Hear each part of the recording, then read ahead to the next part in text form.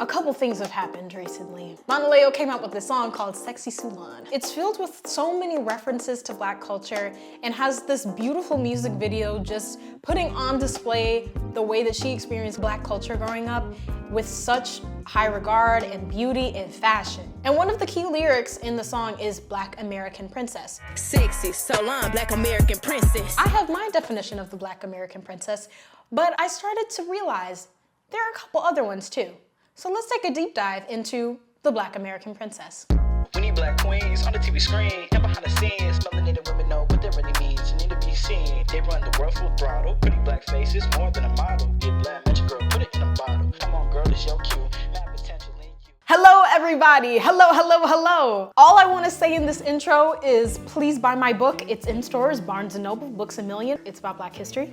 It's about stories from my life. It's super fun. It's got pictures. And also, thank you for being patient with me as I am trying to figure out my content a little bit. So let's get into it. The phrase Black American Princess is originally from this movie called BAPS, B-A-P-S, Black American Princess. It's a movie from 1997 with Halle Berry and Natalie Desselle. Rest in peace. It was written by Troy Beyer and directed by Robert Townsend. BAPS is not to be mistaken for the British slang, so this is something completely different, has no correlation. And if you have been on my channel for a while, you know that BAPS is my favorite movie, such that I have made an entire commentary video about it. So here's a small summary of what BAPS is about. Google summarizes it as waitresses at a Georgia restaurant, Niecy and Mickey decide to fly to Los Angeles for a music video audition in order to raise money for their dream project. Niecy saw ads in the newspaper about, oh, we're looking for our new music video girl to be in Heavy D's music video, and we're gonna give you $10,000. And so they're like, $10,000? Hell yeah! Niecy goes to the music video audition and she does her little thing and she doesn't get in. While they're sad, like, damn, we didn't get in. We came into LA for all this way for nothing, right? This fine man walks up to Mickey, right? And he's like, hey, how you doing? My boss is also making a music video and we want you guys to be in it. Fabric acquired. You thought this was just a commentary video? Silly you. I went to the thrift store and bought these pants that were gradient pink, and my inspiration really came from this outfit from 𝓂𝓛's music video, where it really reminded me of the 90s movie. And in the movie, I admire how much pink is used, and I see that motif throughout many things that are considered BAPS themed. So I really wanted to take themes like corsets and notes from the 90s and 2000s to create a look that was both sleek and youthful and big. Now I found out a couple years after 1997, in 2001, a book came out called The BAP Handbook, the official guide to the Black American Princess. And it was written by Ginger Wilson and a couple other authors. And as I started to read a little bit of the summary of this book and a few of its sample pages, it's very clear that the definition of BAP means something very specific, and I argue very different from the original movie, the original 1997 movie. In the book, it defines a BAP as a pampered female of African American descent, born to an upper middle class or upper class family. An African American female whose life experiences give her a sense of royalty and entitlement. And this book was serious, like it was pretty thorough. Oprah Winfrey contributed, but it got mixed reviews. After reading a little bit of it, I can definitely tell that it's meant to be satire of like poking fun at the kind of women that would be seen as high maintenance or bougie. Like the way they define certain characteristics of a BAP, it makes me think of Whitley Gilbert from A Different World, that homegirl from Dear White People that wanted to be a politician, I think it was, Zoe Johnson from Grownish, Hillary Banks, very high maintenance Black women that would be considered bougie, pampered, a little spoiled. I think that's what the book is trying to simultaneously make satire of and also give a guide to kind of reclaim that, I think. I've also not read the whole book, so that's just my first impressions. In the beginning of the book, it gives like a quiz and some bullet points to determine if you are a BAP or not. So here are some of them. You might be a BAP if weekend trips to Europe have become a habit. You'd rather have the original or nothing at all. You know what shopping bag handle cramp is. You have converted one of the rooms in your house into a closet. You date a man who lives over 1,000 miles away, but you still see him every weekend and he foots the bill. I also promise to abide by the 9 nevers.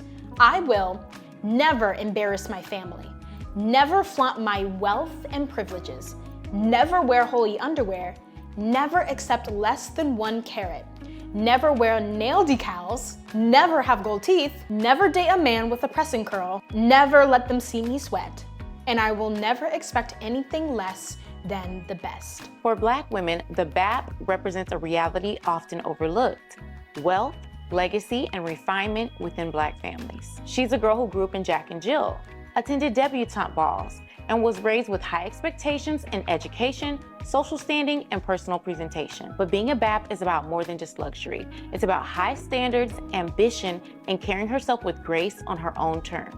That elegance extends into every part of her lifestyle: designer fashion, luxury travel, elite organization. Needless to say, I think I want to read this book just for fun. But it becomes clear to me that this book very much takes the idea of Black American princess and aligns it with a lot of shopping, material things, having your hair done all the time, dating rich men, you know, and there's nothing necessarily wrong with that if you're somebody who does that. But I personally think that it's different from the morals that I personally got from the original BAP movie in 1997. I was very lucky because these were very wide leg pants, so I was able to make a skirt out of them, and with the extra fabric, I decided to grab this corset top that I love. Y'all, the way I wear this corset top out, this corset top has been through war with me. Okay, so I decided to draft a pattern using that corset top as a template. And then I cut all of my pieces out. I actually found an article by somebody who grew up reading the BAP handbook with her friends that were part of Jack and Jill. Remington got the book for her birthday. Back then, we didn't know it was satirical. In that moment, it felt like Bible. For Remington and me, and for the other girls who sat at that room, here was a detailed description of a life we could relate to in a manual on how to navigate it. To put princess beside Black made me feel celebrated. I could be spoiled, an archetype traditionally reserved for carefree white women. Think Cher from Clueless. Bappiness combated the notion that true wealth and access, old money, was shit white people have. It demonstrated that Black people too could occupy the upper crust. For the time that it came out, I think that was very important to introduce to young girls that you too can also have the best. You also deserve to feel like a princess. You deserve to feel and be all of these things, even if society is telling you you can't. I feel like what this book describes and what the woman who wrote this article is describing has a lot to do with classism and elitism. Elitism? Is that a word? Within the Black community that has happened over generations. It's kind of like you're taking the idea of feeling worthy as a Black person and then mixing it in with classism.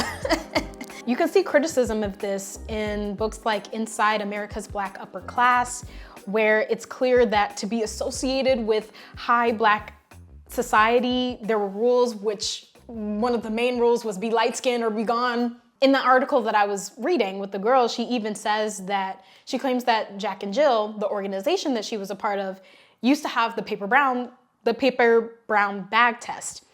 And I looked this up. I was like, is that true? Like, is that true? And what I found is that Jack and Jill was created in 1938 by Marion Stubbs Thomas. It was made for Black youth ages 2 to 19. And it was meant to expose them to all of the experiences and opportunities that upper class white kids have that not many Black kids get to experience. And it still exists today. It has 230 chapters. And if you look at pictures from Jack and Jill, especially early Jack and Jill, you can very clearly see that a majority of the members are light-skinned women. I'm back. Did you miss me? Now that all of the corset pieces were cut out, I lined them up and sewed them together and made sure to try it on to see that it fit. And I put it on Genevieve. That's my dress form's name, Genevieve, to work out all the kinks to make sure it sucked me in. Yeah, and it did, and I was fangirling. So taking from the BAP handbook, Jack and Jill, it was almost teaching that to be a Black American princess, you had to fit these standards of being within a certain social class, having enough money to buy all of the things, buy the newest pair of those expensive jeans. And if you're not that, if you don't have all of that money, if you can't have the newest things, if you can't monetarily hold yourself to a standard of having everything new, having everything, all of these carrots involved, have all of the best education, be able to be exposed to all of these opportunities, then you're not necessarily a BAP. And for me, I feel like it contradicts the 1997 movie, because the characters in the movie didn't come from a high class. They were waitresses at a diner. They had gold teeth, they had extravagant hair, they had the longest nails, all the nail decals. They were definitely considered, at the time in the 90s, what you would consider somebody as ghetto. According to that BAP handbook, they were not Black American princesses. They were probably just Black girls, according to that handbook. And what standards that, at the very least, I don't know how it is now, but old Jack and Jill would have stood for. Now, I must say, back in the 90s, this was used as a humorous tactic to basically make fun of Black women at the time. And I even have DM'd the screenwriter Troy Beyer and asked her about this, and she said that there was a point where she didn't have control over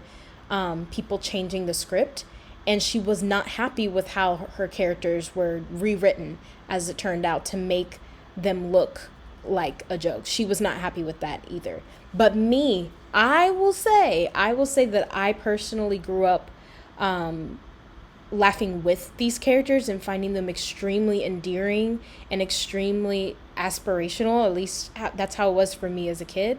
And I think that as time has progressed and we have reclaimed things like long nails and extravagant hair as parts of Black culture, I think that when you look back at that film, yes, you see the humor, but within a modern context, you truly do see Black women who are being themselves and embracing themselves. I personally think it aged in a right direction in most aspects. There are still certain aspects where I'm like, yeah, man, changed the script. But anyways, that's all I have to say. And even in the movie, whenever they were given all of these luxuries, whenever they were given all of these material items, they didn't transform into women that refused everything that wasn't at a certain level of monetary value. You can see in the movie that they literally ripped up a check of an amount of money that was supposed to be paid to them because morally they felt like taking it was wrong. They were willing to go home broke rather than do something that would step outside of their morals and values and their identity. And I feel like that is what made them princesses. Now we've got to handle the skirt. I wanted it to be detailed and colorful and intricate. So I remembered I had this shawl that I was ready to give away, and it was embroidered, had beautiful fabric, but I just didn't wear it. And so I decided to take those beaded pieces on the shawl and use them as appliques onto the skirt, and use the rest of the fabric and tried and draped it to find a way that it would make it look good. And oh my gosh, y'all, the results are to die for. But you'll have to keep watching to find out. And so that brings me to what being a BAP means today. And I think it has drastically changed from the 90s and early 2000s. When Monaleo came out with Sexy Sulon, it brought me back to what the phrase, to me, originally meant from the movie. Now I notice that being a BAP means recognizing your own identity and culture and claiming it with respect and with pride. Over the past few years, we have seen Black culture be stolen, exploited, cultural appropriators making millions off of what Black people have created, but when we do it, it's deemed as ghetto, and also violence against our communities for our own efforts of progress. So now, whenever you call yourself a Black American princess, I personally feel like it's people taking reclamation over the things in Black culture that people have deemed as ghetto and protecting it, respecting it, and seeing the royalty in it. I feel like a great example of this is the Earthy Black Girl, which I made a whole video about it, I think more than a year ago now, where I basically was like, it's Black women wanting to reconnect with their African roots. It's Black women wanting to find pride in that and connection to that. I think it's the same thing. To be a Black American princess is to see the things that make you, you, that make your culture beautiful, and recognizing that culture despite everyone else making fun of it, and then simultaneously taking it and making money off of it. It's basically the idea of saying, I don't care what you say, who I am as I am is enough. And that's what makes me a princess. And you can see that of this act of reclaiming things and making them into royalty when you look at celebrities like Saweetie donning the African American heritage flag at the Met Gala, which I argue is America's version of like the most royal thing we could get to like kings and queens and stuff. And Megan Thee Stallion tributing Josephine Baker. Celebrities and people who have the opportunity to actively share Black history, share their culture, and share the struggle of those who came before us with pride. Instead of just putting so much emphasis on, well, I have to have this size nails and I have to have my hair straightened every single week and I have to wear MAC red lipstick only and no other color. You know, like I feel like those restrictions, it's less about the rules now and more about how much are you going to take pride in your own culture and how much are you willing to protect it now. Now everybody, hold on. Hold on now. Black women, you deserve to be high maintenance. You deserve to be bougie. You deserve to have all the luxury. You deserve to have all of that. That's not what I'm saying. I'm not saying that Black women shouldn't do that or that they're not princesses if they do that. No. But I think it was really interesting to point out the difference in what a lot of Black women online now and back in 2001 when the BAP handbook came out were defining Black American princess as, and the contrast between who was actually given that term in the original movie, where the term came from. You know what I'm saying? And how it has evolved. So if you're somebody who loves to get their hair done every single week and loves to get their nails done and loves all of those different things, ain't nothing wrong with it and you deserve it, and you should go check out my Coquette video because it talks all about how you do deserve that and society is trying to tell you that you don't, but you do. But in this instance, I think it benefits us to expand the term of Black American princess past the definitions of class and past the definitions of elitism.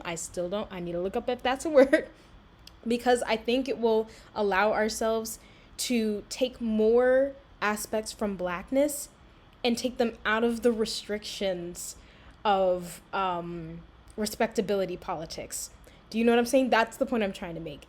Ain't nothing wrong with being BAP as the 2001 handbook defines it. But also, don't disregard other parts of Black culture that make you feel good because of class. Back to the video. Even in Mauna Leo's song, we see this in her lyrics. She uses metaphors, superstitions, references to Black culture as a way of celebrating it, even if those things would not have been categorized as being a BAP in the 2001 handbook. To be a Black American princess in this modern time means recognizing that you come from a long line of ancestors that built America and sacrificed for your own well-being. And so because of that, to recognize the beauty in every form of culture, tradition, glamour, fashion, and make it into royalty is to respect those ancestors and respect everything that they did and everything that they created to cope with everything that they were up against, without picking and choosing which parts of Blackness are deemed worthy. To be a BAP is to make your own culture royalty, and to protect it makes you a princess. I'm about to wear this everywhere. I feel like a fairy, like, oh my gosh. Here's some pictures in better lighting to give you the details, but I feel like I definitely accomplished my goal. I love how the skirt turned out. So you should actually go on my Instagram and like the post of this outfit because of how hard I worked on it. Thank you. Bye. Thank you so much for watching this video. Please subscribe to my channel for more videos like this, and please follow me on all of my social media channels. Yeah, that's really all I have to say. Thank you so much for watching and supporting my channel. I really appreciate it. And have a great day. Bye.